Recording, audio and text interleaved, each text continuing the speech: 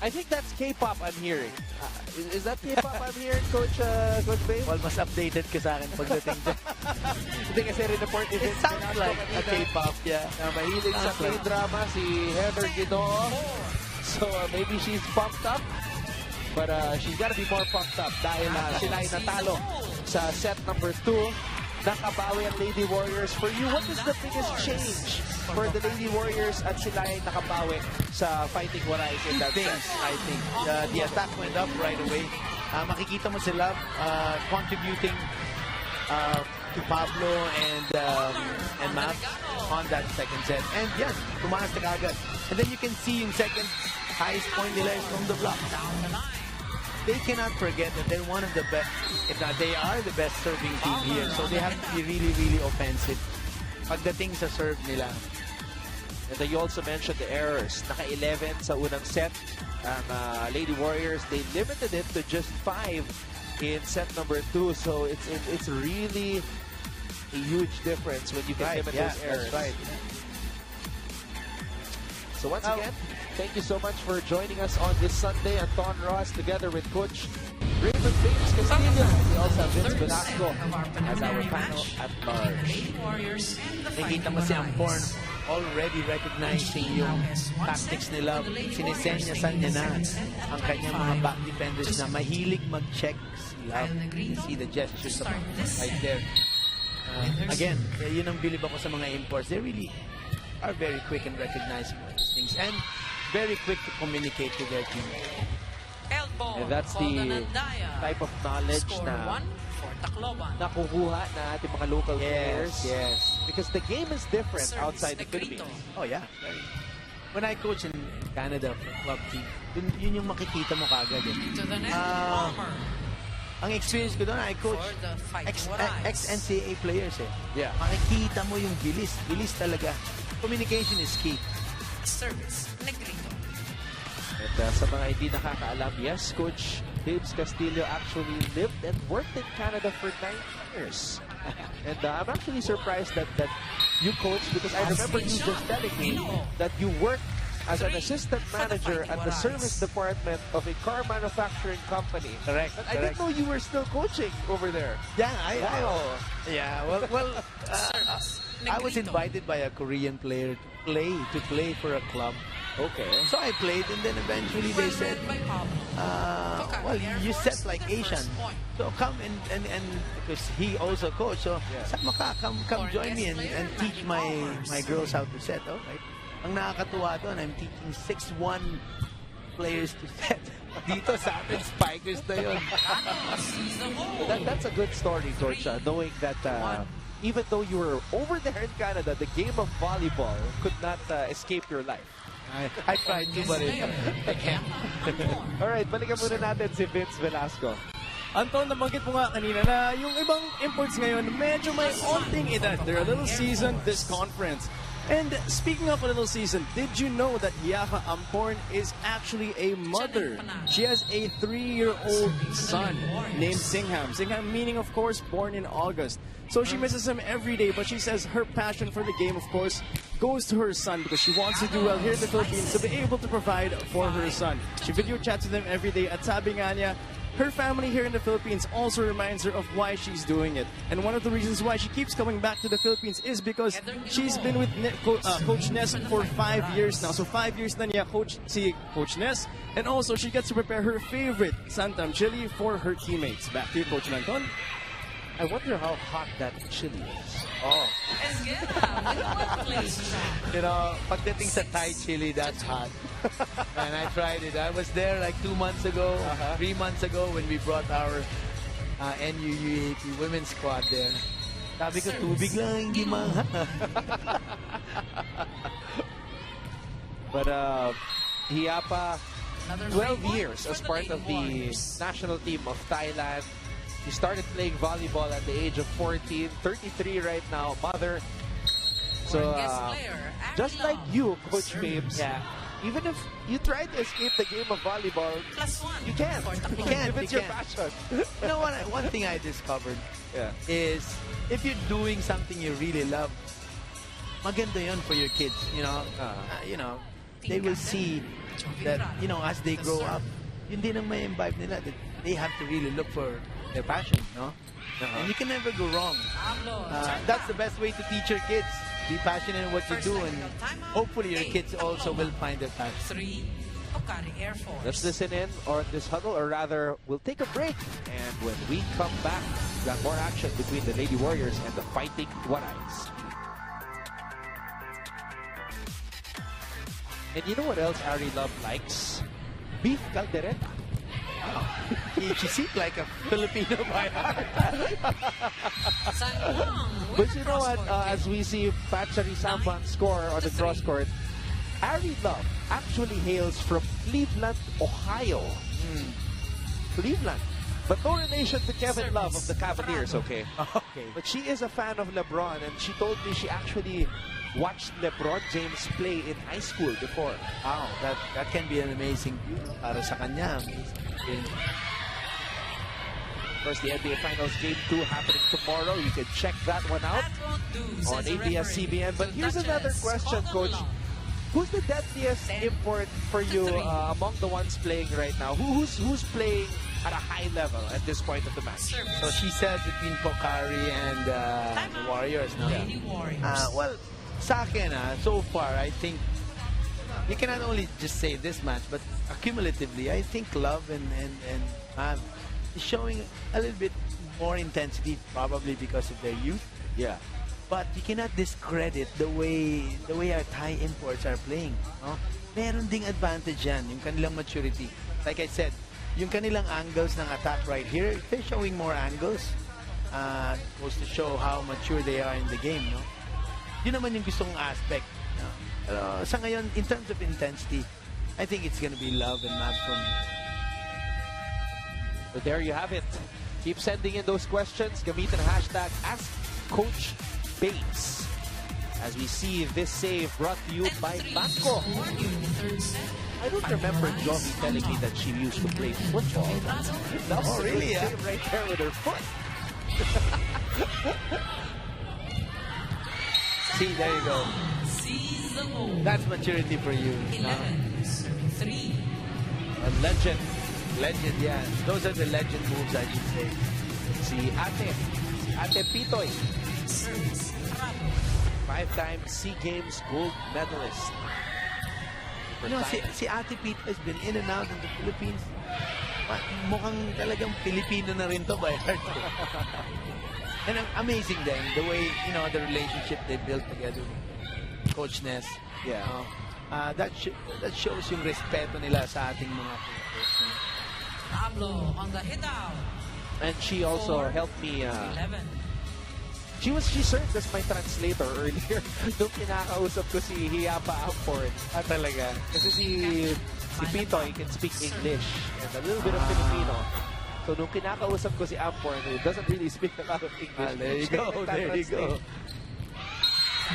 And thanks to Ate P.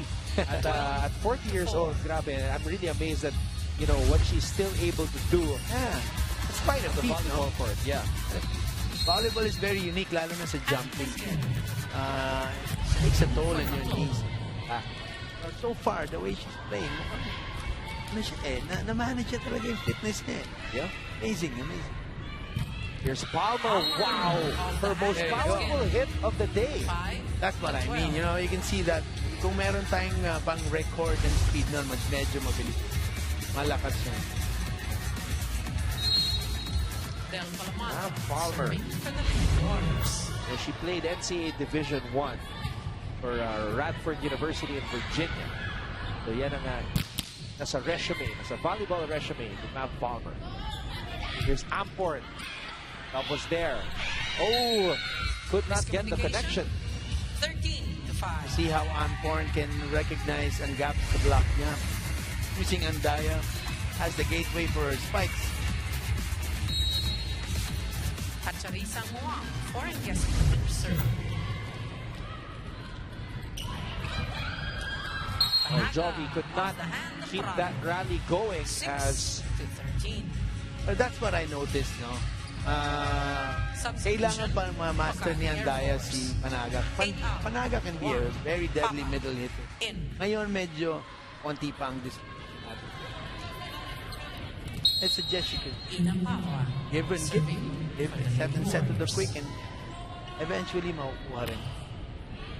Jeanette Panaga, former best blocker in the NCAA, as we see this running attack by Amporn. The point will go to the Lady Warriors. Panaga is a product of the College of St. Benilde, no? Yeah. And her setter during her time there was Janelle Cheng, who is the sister of Desiree Cheng, the ate. Champion as well. Held ball. Called on Papa. 14-7. So si Ate Ina, Kyle Negrito. former center of FU, is now on the floor playing against the young ones from the Lady Tamaraw, sina Kyle, sina Heather. As Panaga scores, you were just talking about Jeanette Panaga. Yeah. 14. Kailangan mo talaga to put dynamism in your attack scenario. Maddie Palmer, foreign guest player, serving for the Lady Warriors. Negrito, back set. Amporn. What a block right there by Myla. Pablo. See how Myla is developing to becoming more of a mature player. Dati, atake lang siya talaga nag-dominate. Ngayon, on this game itself, ang dami ko na nakikitang block, no? You know, defense is a little bit harder to do sa volleyball kasi you really have to read twice as hard kesa sa volleyball. Jovi Prado flying in for the kill. 15-9. And the Fighting Warays lead the Lady Warriors 15-9. To out 5. Rakrake. In. Prado showing off her champion moves right there. Yapa Amporn, foreign guest players. Support. Ina Papa. There's the quick attack There you go. for Panaga.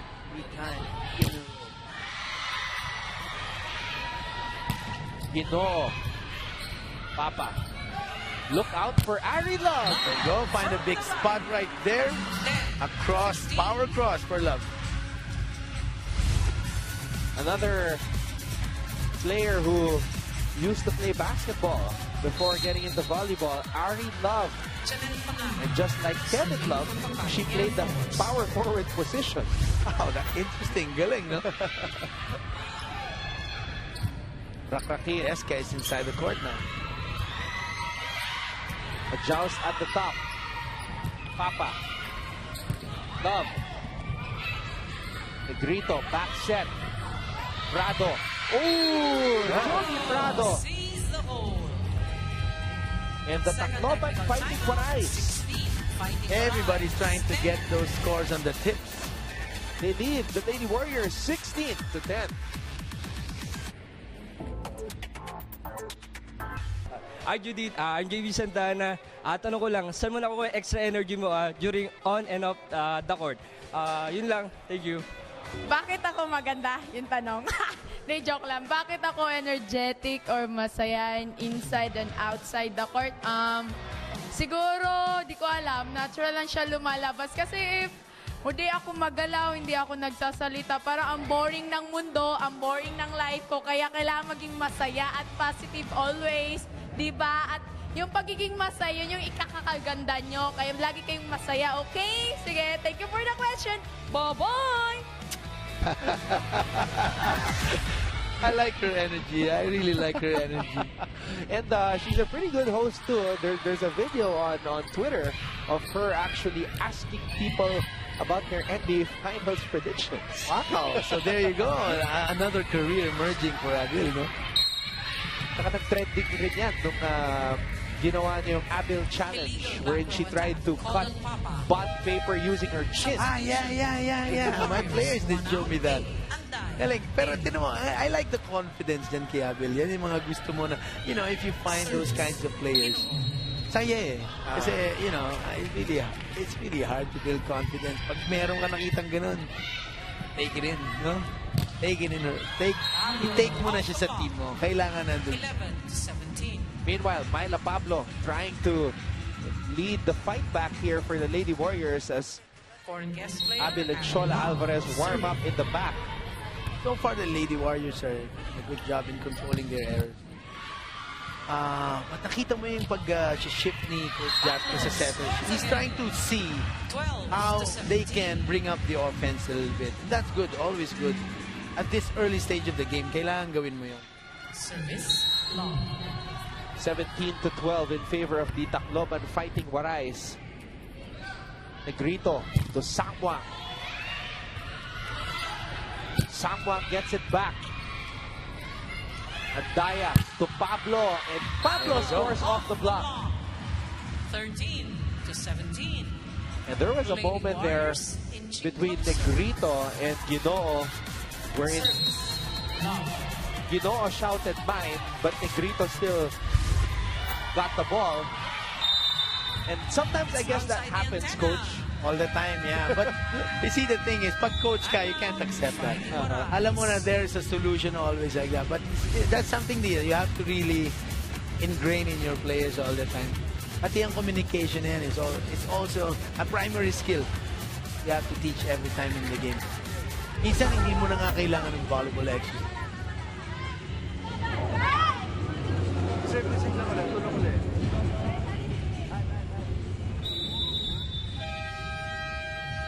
Tacloban Fighting Warays, a mixture of players from the champion team of Arellano and of course the FU Lady Just Tamaraws 3 who were in the points finals for of the Lady Warriors UAAP, to tie this third and then set. adding some Still at the parts service zone, number like 10.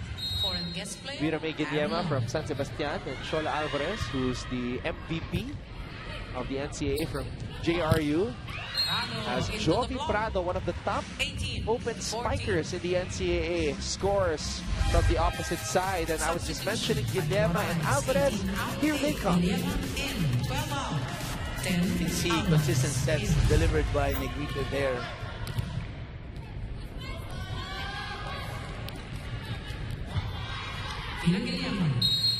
for the serve. This will be a first go for Chola on this game. Yeah, that's right. And Shola was actually a starter in the first 4 matches for Tacloban. Alvarez, the Queen Bomber, on the attack. Typhoon Pablo whipping up a storm here 15 in this to third 18. set. Substitution. Great set right there by Gina Andaya. Back in. Doon mo makikita yung advantage ni Pablo. Kanyang variety in the shots. He can bring power and roll shots on the fly. Ganun kabilis. And the Lady Warriors making sure just in time that they got the right server. Captain, serving for the Lady Warriors. Don't want to give out extra points, 3 points.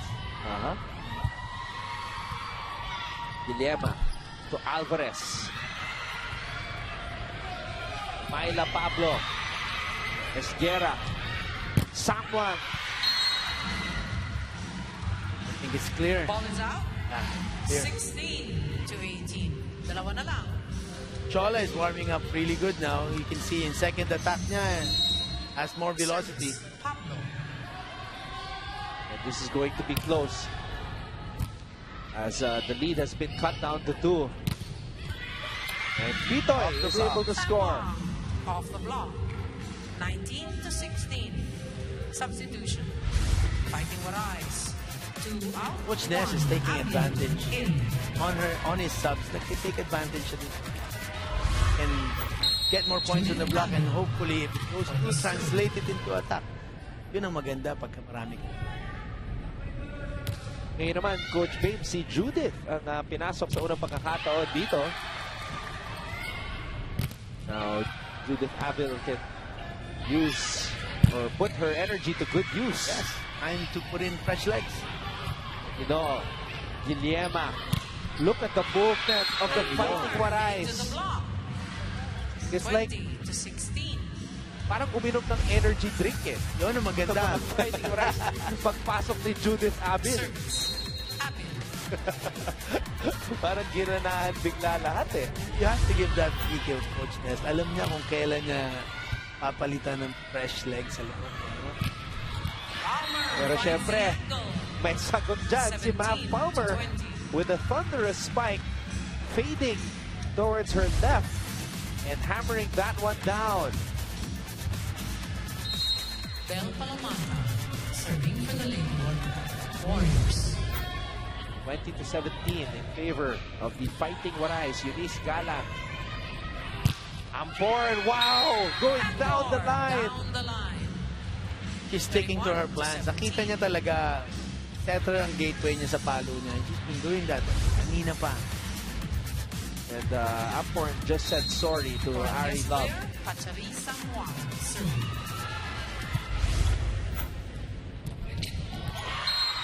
Quick hit from Meanwhile, Panaga. Panaga.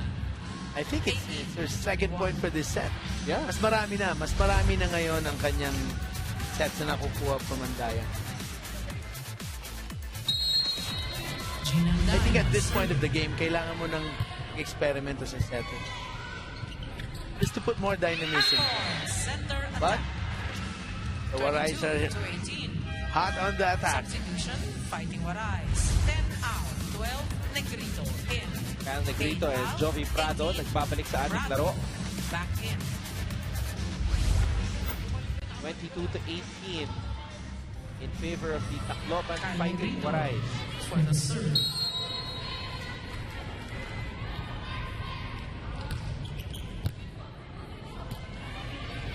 Palmer. Oh! Palmer. Sangwang could not Sangwang. get that ball up properly. 22.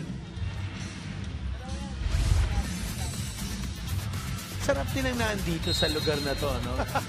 Now I can see the gems that are what the coaches are doing right now. You also have a different perspective. Yeah, I like it. I like it. This is what people say about me Timeout. and my players. Yes. Dito ko nakikita yung magpahuli ng konti. Okay? One good receive tayo, and then atake tayo. Okay? Fight ha, fight. Yung block natin, nakaka-block tayo pero wala sa timing. Okay? Go. I was saying, Yeah. ngayon na nandito ka na sa outside of the frame, nakikita ko yung bakit veterano si Coach Ness. Nakikita mo how he utilized his substitution, trying to shuffle his players, at effective. Makikita naman how consistent Coach Jasto is 23 in terms of is the score. Here motivating in the his third set. players. Fighting Warays on top. Substitution. And right now, 1 out. 4 points separating Esguerra these two back teams. in. Fighting Warays, 23-19 para sa Lady Warriors. Jack Ampor. At the Si very zone. vocal Ann Esguerra.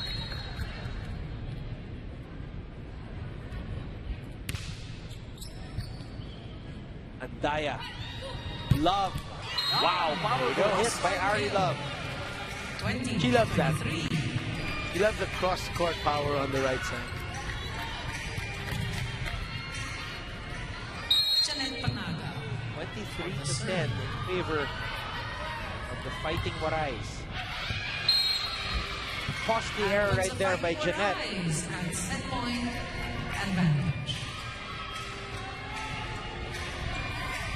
So nasa set point na ang Tacloban Fighting Warays dito sa set number 3 as Heather Ginoo serves this one up. Andaya, back set for Ari Love. That's a good stop. Great job by Negrito to get that ball in the air. Tempiatura, binigay dito kay Love. Esguerra sending it back down. Tuloy pa rin ang rally. Pablo! Too much power on that hit, and the Tacloban Fighting Warays lead the defending champions. Number 4. 2 sets to 1 after taking set number 3, 25-20. Magbabalik po tayo para sa set number 4. Inyo pong napapanood ang PVL dito lang sa SNA.